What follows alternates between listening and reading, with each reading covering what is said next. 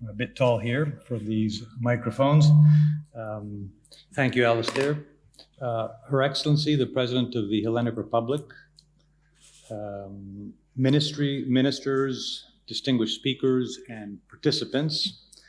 I'm here as co-chair, along with Phoebe Koundouri of SDSN Greece. We have partnered with The Economists to organize our 5th annual Sustainability Summit. EIT Climate Kick and Climate Kick Hub Greece, along with SDSN Europe, are also partners in this endeavor. On behalf of SDSN Greece, I would like to thank these organizers for wonderful cooperation that I'm sure will continue and thrive. Warm thanks to Nektaria Passarivaiki, who managed to coordinate all stakeholders and partners and produce for the 5th consecutive year an amazing agenda. And special thanks to all the sponsors who support this effort and are part of the growing worldwide effort to achieve the Sustainable Development Goals. The United Nations Sustainable Development Solutions Network was launched by UN Secretary General Ban Ki-moon and Jeffrey Sachs in 2012. Its objective is to mobilize global scientific and technological expertise to promote practical problem solving for sustainable development. Our annual conference seeks to bring together stakeholders from the business community, governments, civil society, and scientific experts to look at ways we can cooperate, forge partnerships, and find implementable solutions for sustainable development. SDSN Greece is now officially 4 years old. Many of the themes of this year's conference reflect our evolving priorities and initiatives. 3 years ago, we launched Climate Kick Greece, and our organizations have been working closely together to support innovation and education in advancing the low-carbon transition. In the last year, we've extended our network, its reach, as my co-chair now directs EIT Kick Hub Greece and is also the co-chair of SDSN Europe. We have made important strides in engaging in new sustainable development research projects and new initiatives like advancing the SDGs in the Greek higher education. On a more visionary note, we are working closely with Jeffrey Sachs to establish an SDSN Global Climate Hub in Greece. That means we're hoping that we'll have an actual climate hub at an international level that will be based in Greece. And we're also hoping, again, a vision that we can turn Greece into an education hub on sustainable development. We are now well into our 2nd year of the COVID-19 pandemic, and this year's summit, like last year's, continues to focus on how the pandemic has influenced the 2030 agenda. Achieving the 17 SDGs requires deep transformations in all facets of our economy and society. Though the SDGs need to be addressed holistically, the climate crisis sets the pace and the decarbonization transformation as a precondition for achieving all other transformations. So I will convey a few thoughts on the link between the pandemic and efforts to decarbonize. Decarbonization of our energy system and our production and consumption patterns requires an unprecedented level of global cooperation in setting targets, monitoring progress, incentivizing innovation, and ensuring a just transition.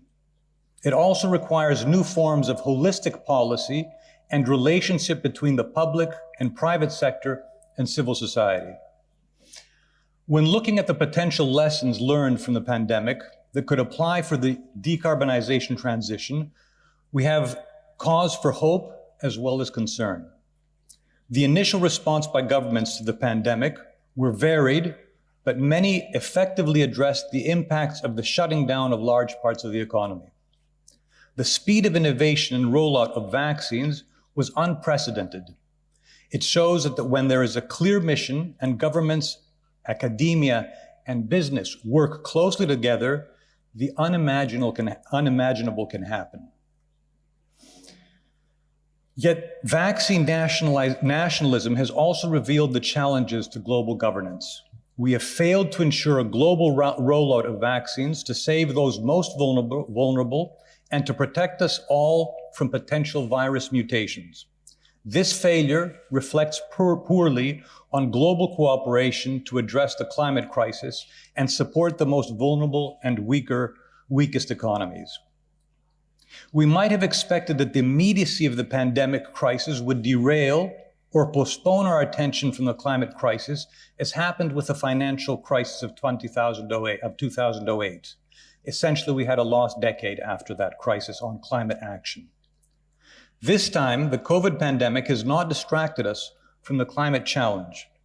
Perhaps increasing alarms coming from the expert climate community, the rising awareness of activism of our youth, and the realization that climate change will make pandemics more likely enhances our determination to deal with climate change. Certainly, the more frequent and intense weather events, like the devastating fires that ravaged Greece and Southern Europe, or the floods in Germany and China, are making people tangibly sense the hell climate change is letting loose.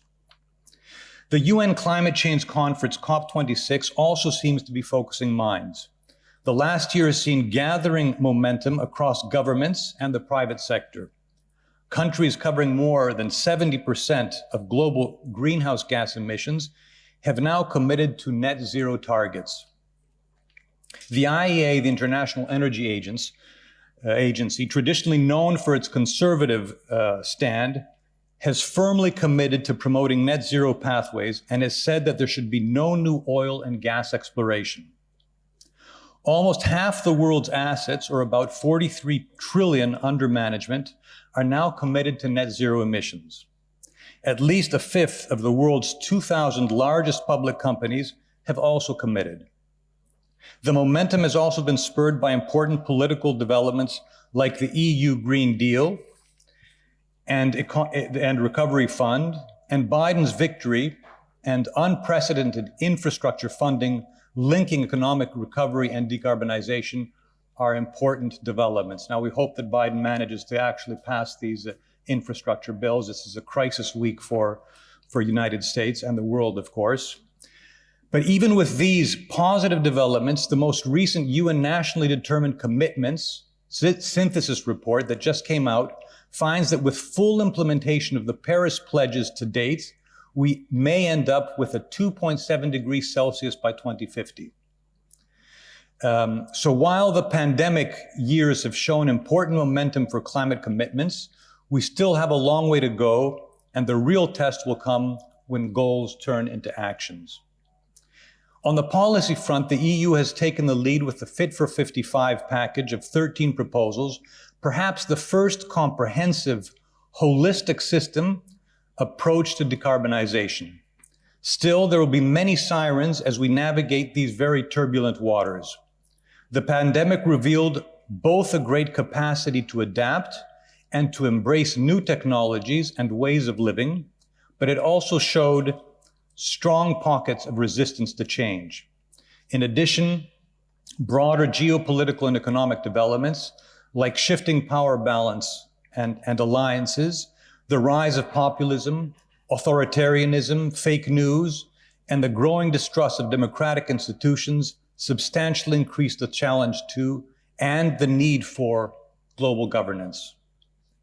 One of the impacts of the pandemics has been a disruption of supply chains and bottlenecks that have led to the specter of inflation and new macroeconomic challenges. Europe is facing a new gas crisis. Natural gas import prices for the EU are up 440% on a year ago. Parallels are being made with the Yellow Vest movements, and there are calls to curb the ambition and scope of the EU carbon permit and taxes. There are difficult and delicate political and policy choices to be made, but there should be no question about the speed and direction of decarbonization. We are at a tipping point, a historical contingency. We need to keep up the momentum until we are so committed that there's no turning back. We need to learn from our failings and draw on all the positive traits that emerged during the pandemic. The sacrifice of so many on the front line of the pandemic, the amazing success of the vaccine innovation and rollout that took advantage of our new digital age, and the strong collaboration between academia, government, and business. Let's draw on these successes in forging practical ways to 2030 and save our planet and well-being. Thank you.